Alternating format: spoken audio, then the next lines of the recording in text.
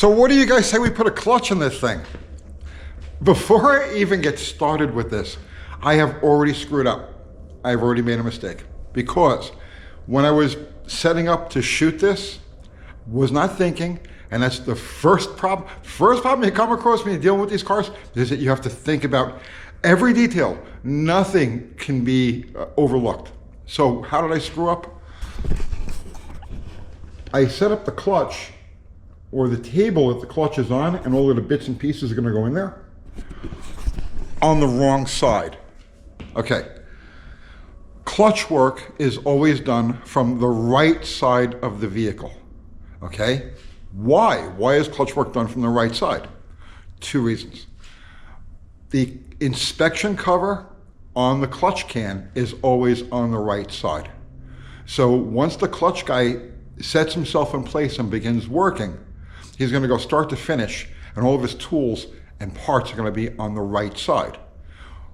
One of the important reasons for this is that on the left side, down here, you're going to have the diver's feet. So whoever's working on the engine, the diver, is going to be laying on the left side with his feet out back this way, and the clutch guy is going to be stationed right here. Seems like a small detail, right? But when you have to service these cars quickly between rounds, those little routines make all the difference in the world. And if you don't think it through ahead of time, there's no way you're going to make the call for the next round. So everything has to be orchestrated just so. All of the parts for the clutch should be on the right side, but I got them on the left. Nevertheless, we're gonna choke our way through this video because I've never filmed myself doing anything like this before. So let's go look at the actual componentry, what we're gonna stick in there first, and we'll go from there. So here's the clutch, it's all apart, all of the bits and pieces, and we've got our flywheel's gonna go on first, obviously, and it's stripped down. Okay, so in other words, the stands and everything are off, or the adjusters are off the stands. The bolts that are going to go in here. So we've got these 12-point 3/4 head bolts. And one of the important things you need to notice about this is that it's a very shallow head. Okay? So in order to make maximum contact on the socket that's going to be used on these heads, you have to have a 3/4 inch 12-point. And here you can see that we've ground this flat. We've taken the bevel, because all sockets have a bevel. We've taken the bevel off of this.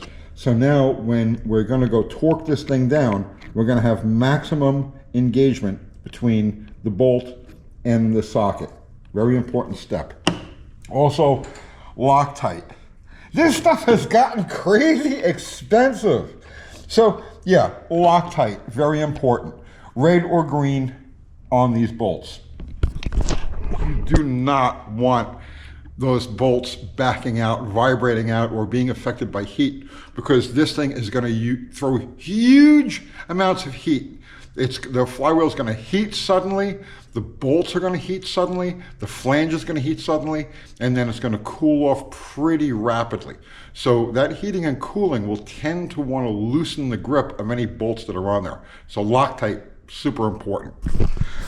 Also, we need these hardened washers because this is an aluminum flywheel, and if we tighten the bolts right into there, it'll start to gall out the metal.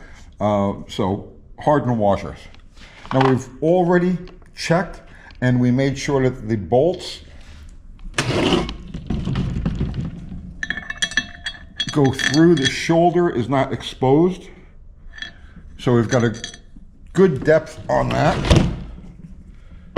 So the washer is a bonus. It's not necessary to clear the threads.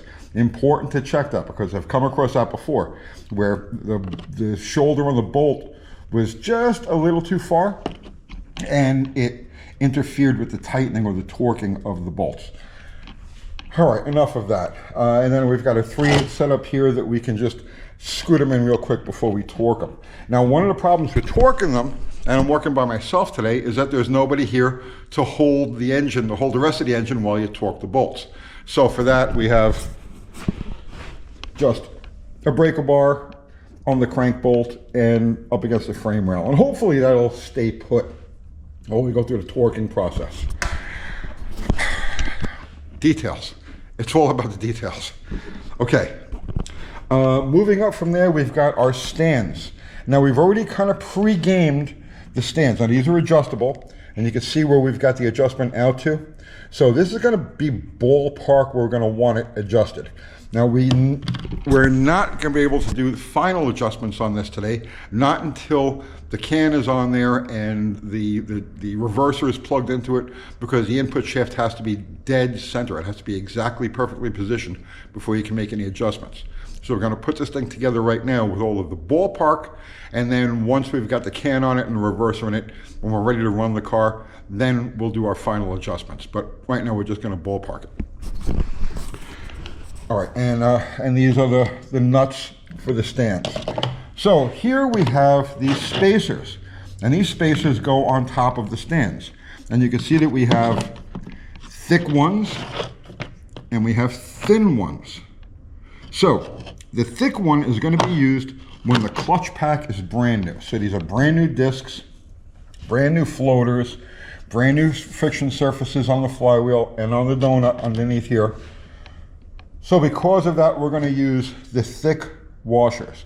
After a run or two, after the fuzz has been knocked off of it and everything's compressed, then after a couple of runs, you'll switch over to these thinner spacers. And like I said, these go on the top of the stand, the top of the adjuster, and it's going to give us the approximate distance we need between the cover and the flywheel. So we'll start with these and then go to these. The discs, there's really nothing to talk about with the discs. They're all ready to go. And the floaters, we have two floaters here, and they're ready to go. I should, at some point, I'll give you guys a rundown on how to check this stuff to make sure that it's straight and true, because you're going to check the flywheel, you're going to check the floaters. You're also going to tap on the floaters to make sure that they're not dead. You ring them kind of like a crank. But this is all brand new stuff. The donut underneath here, that part there, that's got to be checked. Those become concave. But we're not going to do any of that now because this stuff is all brand new and there's enough ground for us to cover just doing this. Our input shaft, very important. Yeah, I mean, obviously, very important. So this is going to be used twice. This is going to be used once to assemble with, and then it's going to be, used to actually run it. And these bolts right here, these two bolts, don't stay in the cover. These are only here so that once you've assembled it, like we're going to do today, you're going to lock this down. You're going to lock these down, and when you lock them down, they push the donut towards the flywheel and compress the pack so that you can slide this back out again. And these nuts, or these bolts I should say, stay in place until after the can is installed and you're ready to make your adjustments. Then you unscrew these and you take them out and you throw them in the clutch tool tray. Over here we have, oh, I had this so neat. I had this all neat. It was beautiful, and then look, I bounced stuff around. Okay, so here are our weights. So we have 3 different lengths of bolt, and we have these half nuts, okay? And we also have a whole assortment of half nuts and an assortment of washers and heavier spacing. So for our setup, just to get started here, we're not going to use any of this. We're going to set each of these fingers up. This is how it goes, like that. And then a half nut,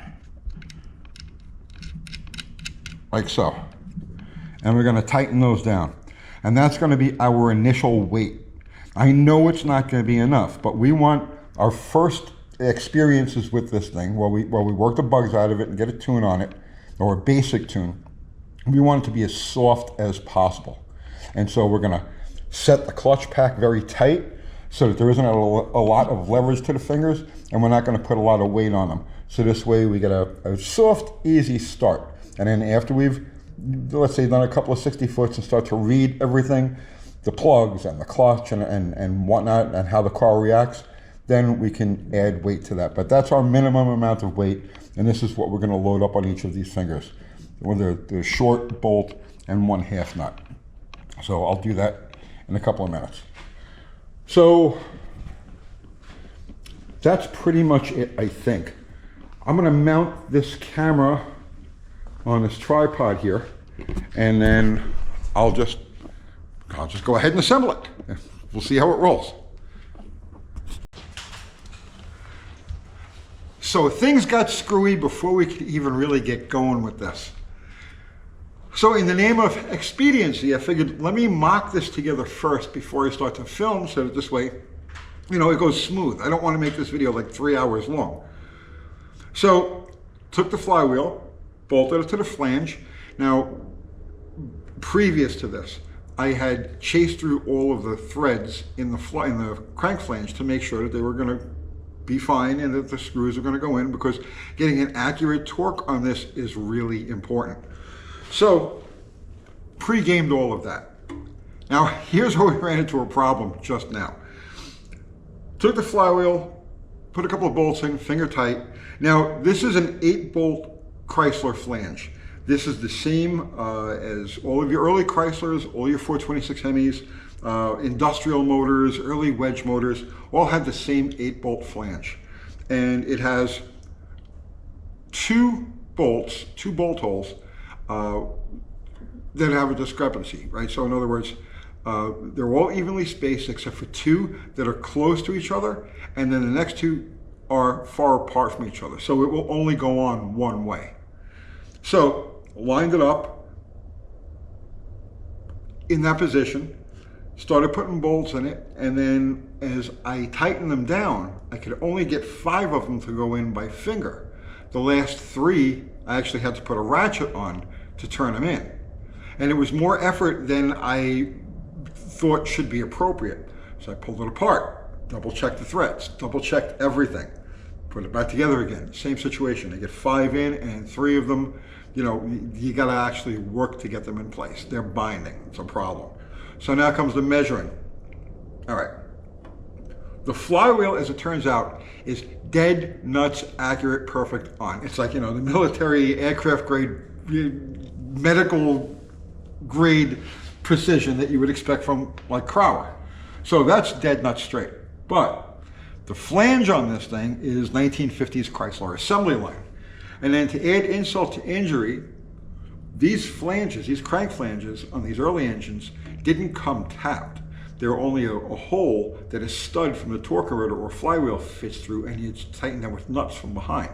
When you convert these cranks for racing, you tap them. Okay, so what I found was the flange was off by just a little bit.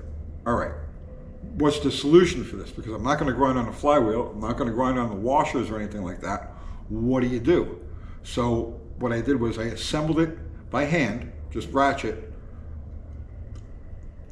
several times. I don't even know how many times I did it, probably 4 or 5 times, where I put the flywheel on, ran all of the bolts in, ran them all the way down to where they were kind of tight, right, and then backed them off. And I kept doing it over and over again until I could finger turn all of the bolts in evenly, mostly evenly. It's the best I can come up with without actually having to remachine the flange, which isn't going to happen.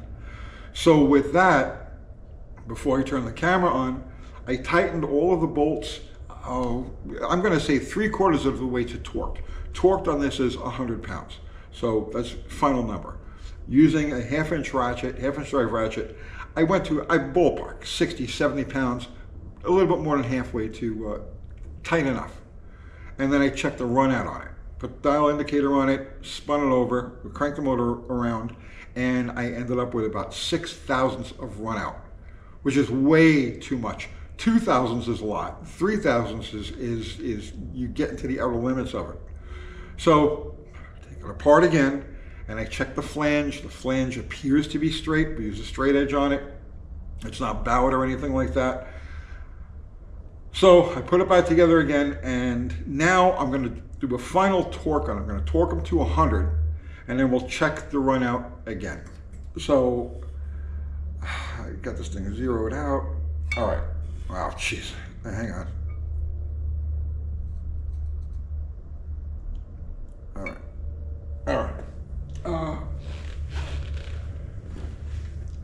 So I'm going to hit this in a star pattern.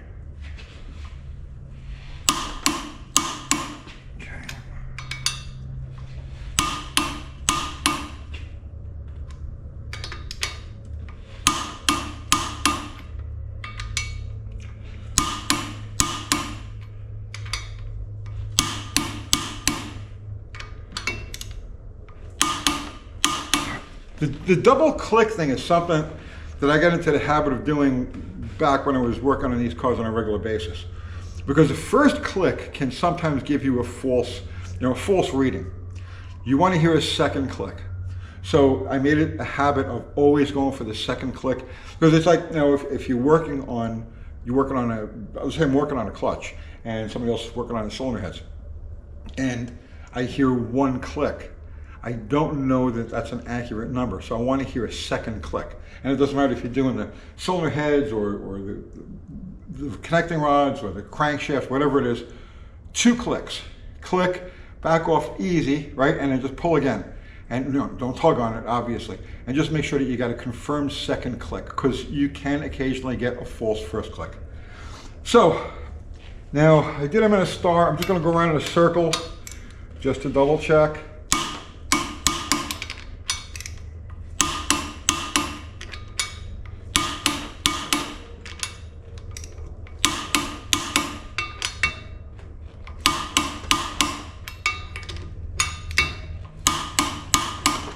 Isn't this exciting?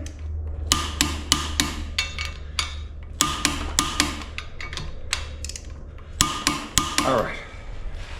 So with that, let's rotate this thing and see what we got.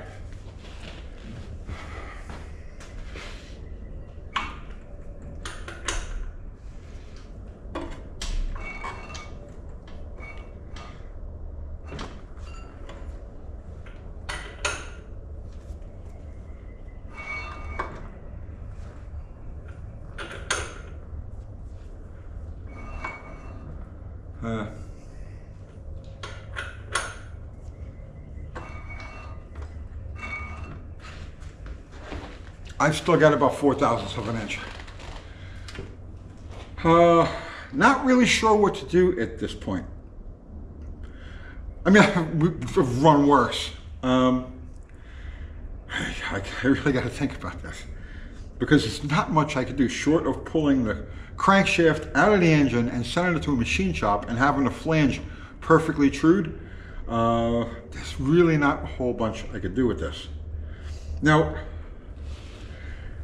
considering that for right now, the only thing we're going to ask of this engine is warm up, set the barrel valve, get the timing set the barrel valve, get a basic setup on the clutch, and then just a burnout or two and a couple of 60-footers. It's not going to see crazy RPM for any serious amount of time. I'm going to call it, how many times can you take this thing apart, right? I'm going to call it okay, good to go for purpose. But if this thing was actually going to get sent the way we intend on sending it eventually, no, that's not going to fly. It's too much. But you're dealing with Chrysler, factory tolerances and stuff like that, and really old tolerances, and who the hell knows what this crankshaft has been through the course of its life. The flange might be a little bent. I don't know. But I'm just going to go ahead and assemble this, and we'll go from there. All right, so let's get this out of here.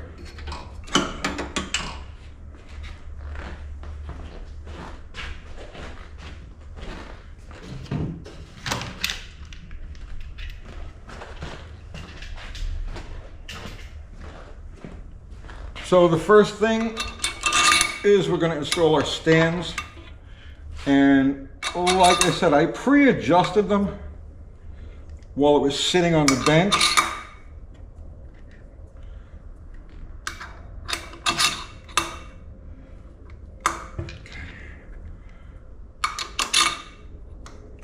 these flats on the base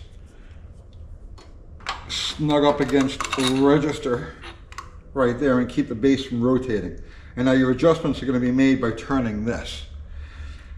Now, the next thing is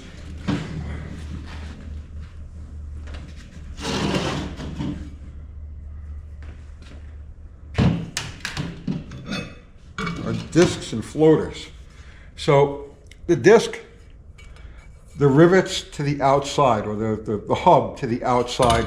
See, this part is flat. This part's got that. And I'm just going to place this right in there. We're going to go with a floater.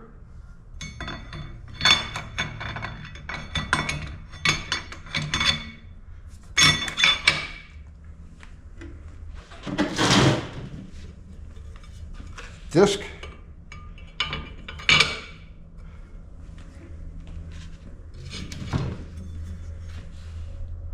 Floater.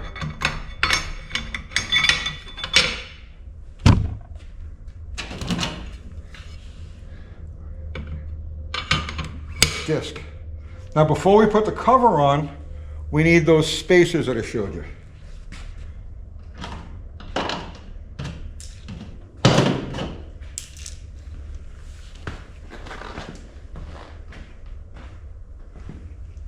So these are the thicker of them. And we're going to use these. I always got to drop something.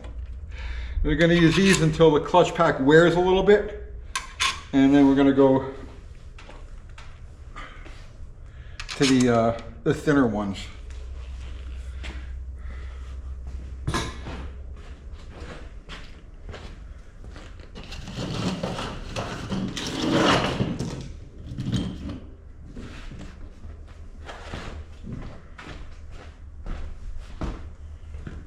Now the cover.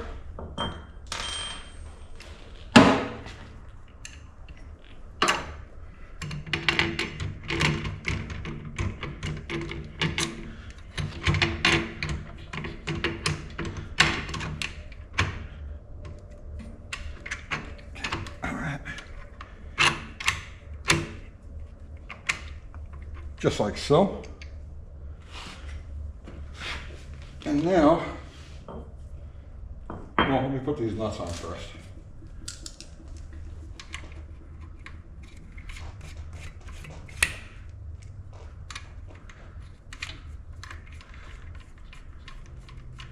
Isn't this exciting? Let's see, how can I make this interesting? So the Crowerglide was introduced in 1969. But it didn't really become popular until early 1970. And it was actually Gene Snow with a funny car. So, I mean, Snow is a piece of shit convicted child molester, but he was a great and innovative drag racer, so you can't take that away from him. And he was running a funny car at the time. And the standard back then was regular production automatic transmissions. So 727 torque lights and C6s, turbo 400s. And he was the first person to run a Crowerglide straight up, no transmission or nothing, high gear only. And the car went out and ran like 205, 206 miles an hour, like right out of the bat. And everybody else at the time was struggling to go like 195, 198, like that. So right away, boom, Crowerglide, gotta have a Crowerglide. And then these things took off. And they were accepted in the funny cars right away, because the automatic transmissions had become a real problem at that point. And then the dragster guys caught on just a little bit later. The dragster guys stuck with their 3-disc pedal clutches for a long time, because they had centrifugal pedal clutches, as opposed to this, which is a fully centrifugal clutch. So by 1971, 1972, the Crowerglide pretty much took over everything. So, and we've already talked about the evolution of it from there. So now what I'm going to do is I'm going to put in the input shaft.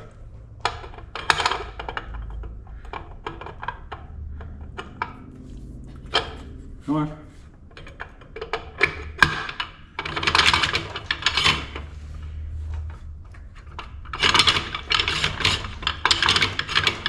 A little tricky. Gotta get that second disc up. There we go. That's two.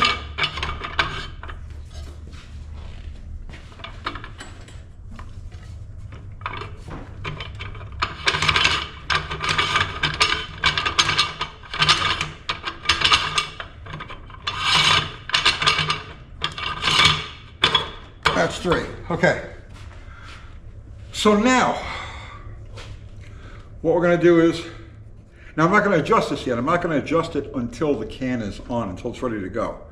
But I do want to keep everything in place. So, let me see where the aluminum system is.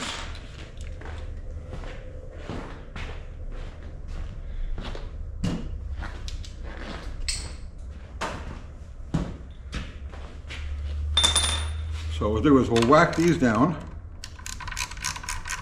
But I'm not going to lock anything in yet, because these have to be loose to make those adjustments.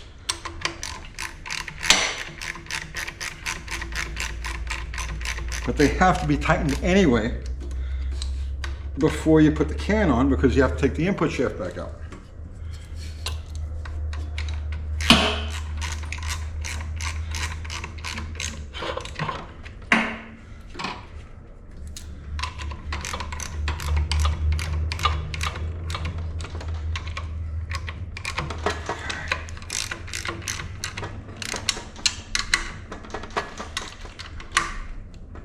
Okay,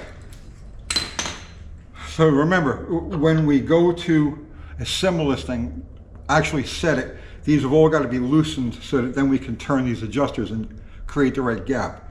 We can't do that until the can and everything else is together. So remember I showed you these two bolts right here? That's when they get used.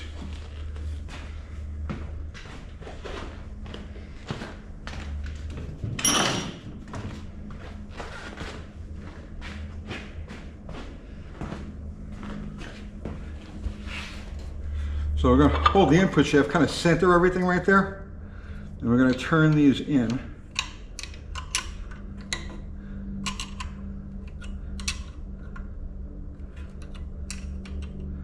See the fingers move?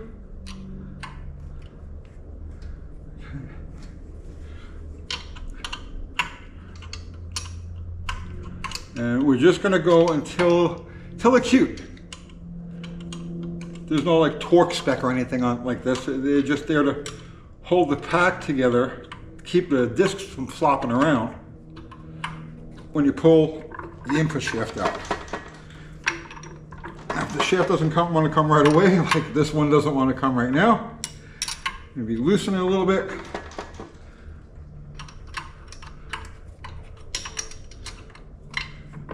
Like I said, guys, it's been a quarter of a century since I did any of this stuff. All right.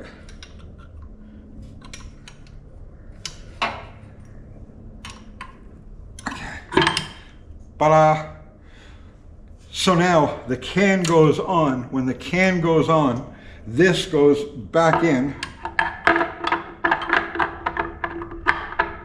Come on. Like so. And then these bolts right here are removed completely.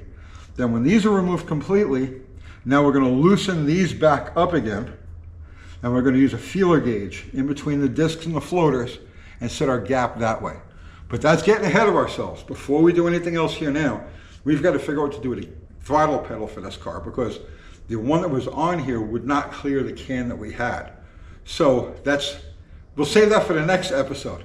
But there you go, Crowerglide installed, ready to go for better or worse.